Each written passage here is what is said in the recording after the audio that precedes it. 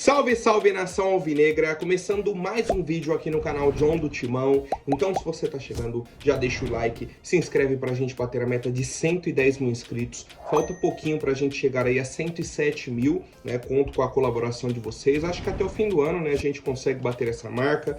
Vamos pra cima e vai Corinthians. Uma ótima sexta-feira, né, a toda a nação alvinegra. A gente já tá aí no clima natalino, né, chegando aí já na última semana antes do Natal e tudo mais, já compraram os presentes, tá tudo pronto. A gente aguarda aí, né, um presente aí dessa diretoria, questão aí do Fabinho Soldado, né, de alguma contratação e tudo mais, e seguimos acompanhando as novidades do nosso Coringão, tá? Peço que me acompanhem nas redes sociais, Instagram, TikTok, Kawaii, Twitter, todos os links aqui embaixo na descrição. Vamos pra cima e, editor, pode rodar a vinheta.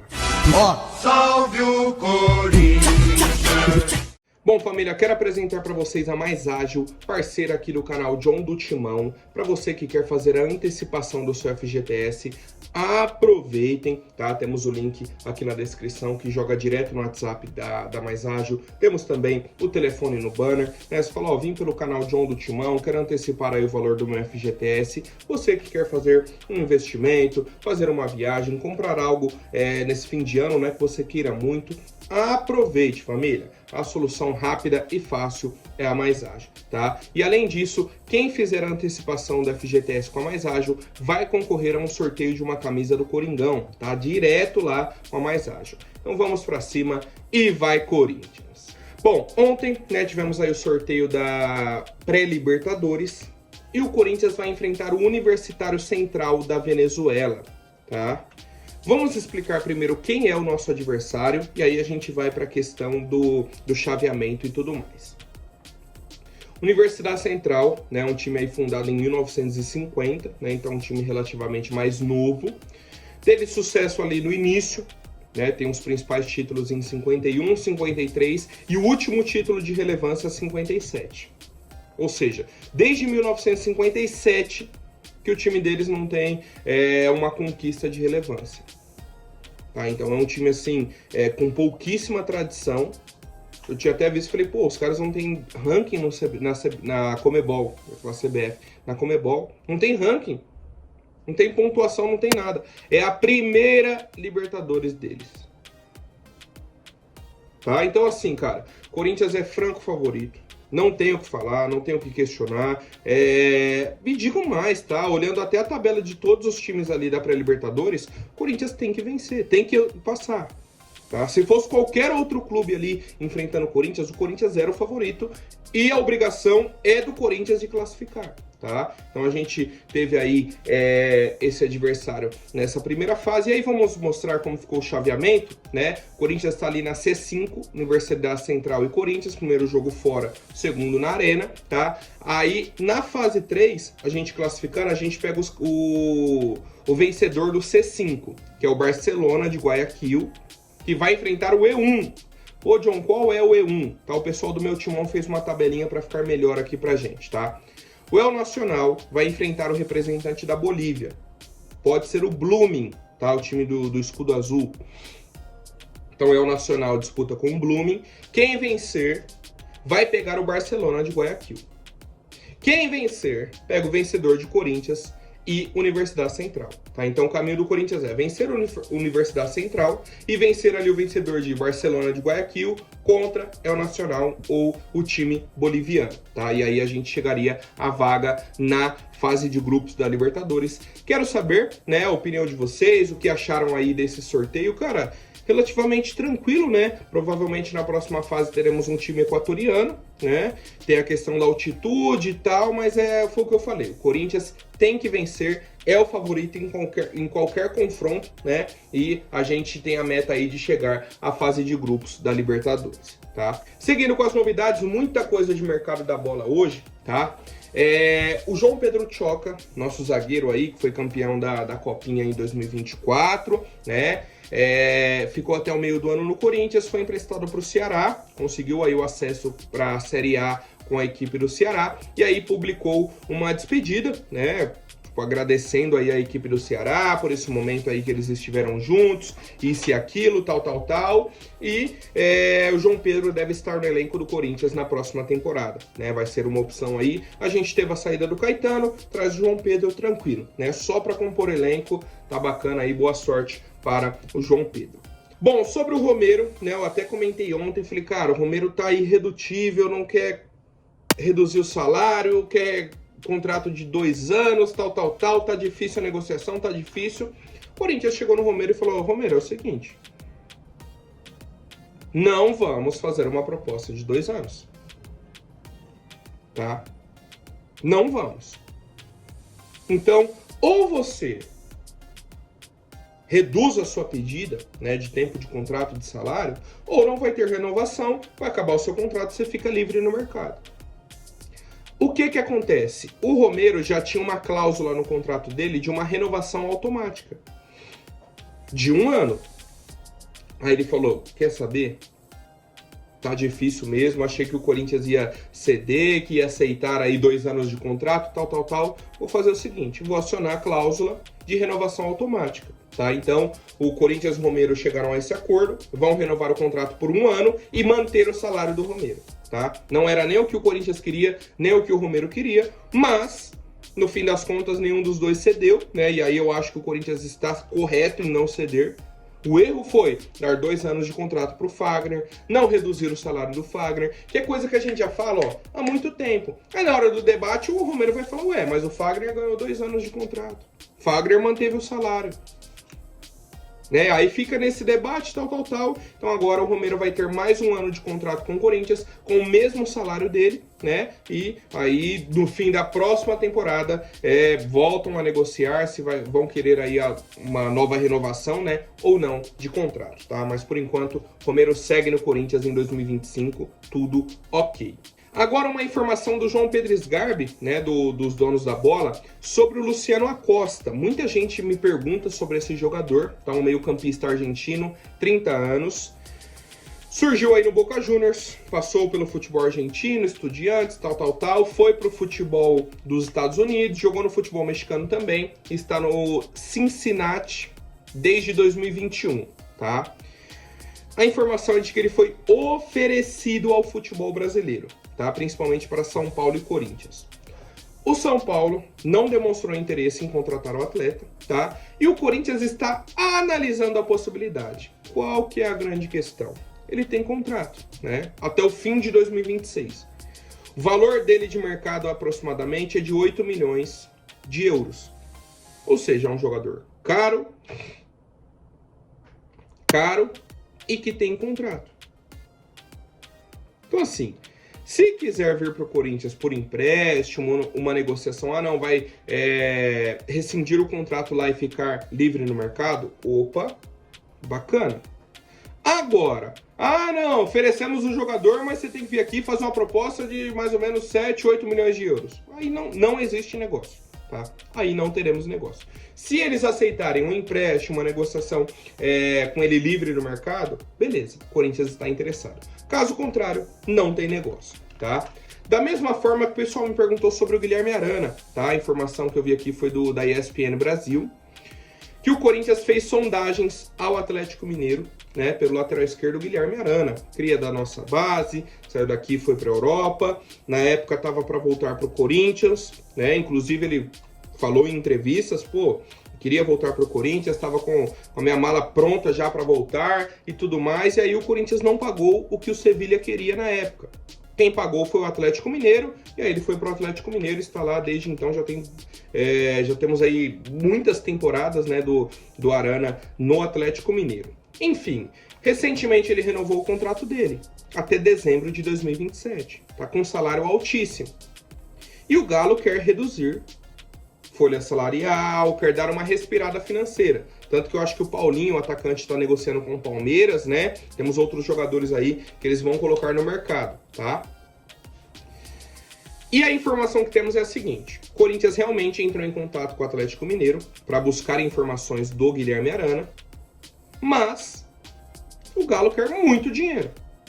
Muito dinheiro. tá? Então, a chance de acontecer uma negociação aí entre Corinthians e Arana é baixíssima, tá? Baixíssima, baixíssima, para o torcedor corintiano nem criar expectativas nesse sentido, porque é isso. Se eu não me engano, o Samir Carvalho chegou a falar da possibilidade de um empréstimo, né? Ou envolvendo uma troca de jogadores. Aí seria uma outra possibilidade, que eu acho difícil também, tá? Até o empréstimo eu acho que o Atlético Mineiro não vai liberar, né? E uma troca de jogadores, quem que eles iriam pedir ali pro Corinthians? Difícil, né? Bem difícil. Então, assim, não vejo com possibilidades essa negociação do Arana. E mais, é um jogador caro, tá bem caro mesmo. Eu não contrataria, tá? Agora é a minha opinião sobre essa possibilidade. Eu não contrataria. Eu iria atrás de outros nomes aí do futebol, até jogadores mais baratos, que tenham a possibilidade aí de brigar por uma vaga com o Matheus Bidu e o Palácios, tá? O Arana chegaria, talvez, provavelmente, né, com status de titular, tá? E aí você teria, né, o Matheus Bidu, o Palácios e o Arana custando muito caro. Então aproveita esse dinheiro. Quer pagar um salário alto assim? Paga por um zagueiro. Contrata um zagueiro. Seria melhor para a nossa equipe, tá? Bom, família, seguindo com as novidades, senhor Breno Bidon, tá? A informação aí do blog do Macedo, recebeu uma proposta de 20 milhões de euros, tá? Não falaram o time, provavelmente aí mercado europeu, tá? Ou mercado saudita, acredito que o mercado europeu. O Corinthians recebeu aí essa proposta, 20 milhões de euros, e já recusou. Simples, direto e objetivo. Chegou a proposta, o Corinthians recusou, tá? A multa rescisória do Breno Bidon é de 120 milhões de euros.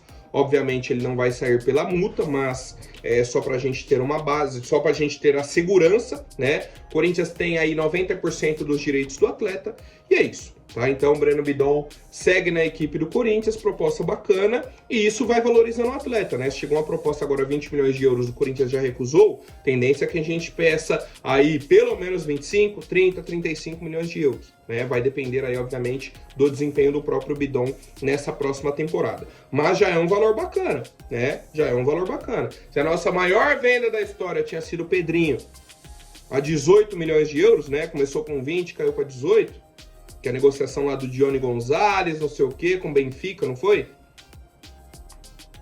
Aí o pessoal até comentou, nossa, se fosse do Ilho, começa pedindo 20, aí o pessoal oferta 18, no fim das contas vende por 13. Nossa, foi a melhor venda, gente, tal. Era assim, né? Então agora, bacana, recusaram essa proposta. E mais, tá? Hoje de manhã saiu a lista da convocação do Sul-Americano Sub-20, tá?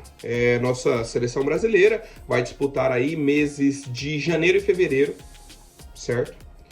E convocaram o Breno Bidon e o nosso goleiro Felipe Longo. 2 atletas aí que disputaram a última copinha pelo Corinthians. Além disso, temos mais 3 jogadores que saíram da nossa base que foram convocados, né? Então, no total, 5 atletas. Breno Bidon e Felipe Longo, que ainda seguem no Corinthians. O atacante Wesley foi convocado também. O Gabriel Moscardo, volante, foi convocado também. E o Pedrinho, né? O Pedro que... Não o Pedrinho primeiro lá, o segundo Pedro, que saiu agora recente, na negociação para o Zenit, né? Que envolveu o Yuri Alberto, tal. Pedrinho, certo? Então esses 5 jogadores foram convocados. Qual que é a questão que me chamou? Se o Breno Bidon for para esse Sul-Americano Sub-20, ele vai perder aí em torno de 10 jogos do Corinthians esse ano, tá? Em questão ali de fase de grupos do Paulistão. E eu acho que até um pedaço do mata-mata, se eu não me engano, tá?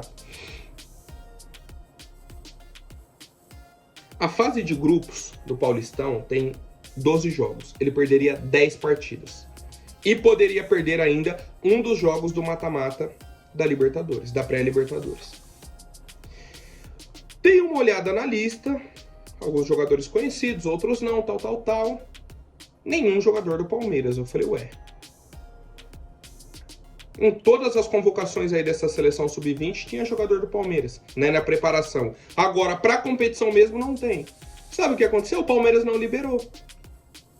Falou, ó, nem adianta convocar que a gente não vai liberar nossos jogadores pro Sul-Americano, que a gente vai utilizar alguns jogadores no Paulistão e na Copinha, tá? Então, A diretoria do Corinthians tem que fazer a mesma coisa. Chega, ó, o Breno Binão é titular do nosso time principal. Não é do sub-20, é do principal, tá? E a gente não vai liberar o atleta para o Sul-Americano. Ponto final. Acabou, resolvido o assunto, encerrado, tá? Tem que ser assim. Até o momento em que eu estou gravando, o Corinthians não falou nada, né, sobre essa convocação, não se posicionou. Qualquer novidade a gente traz no próximo vídeo, tá? Então ele foi convocado e, cara, tomara, né, que o Corinthians tome aí uma decisão, né, se posicione quanto a isso aí e não libere o atleta para esse Sul-Americano, porque é um jogador da nossa equipe, né, um jogador assim do nosso time titular, né? Enfim, família. E a última novidade de hoje é que o Corinthians entrou em contato com o PSV da Holanda para tentar a contratação do lateral esquerdo Mauro Júnior. Brasileiro,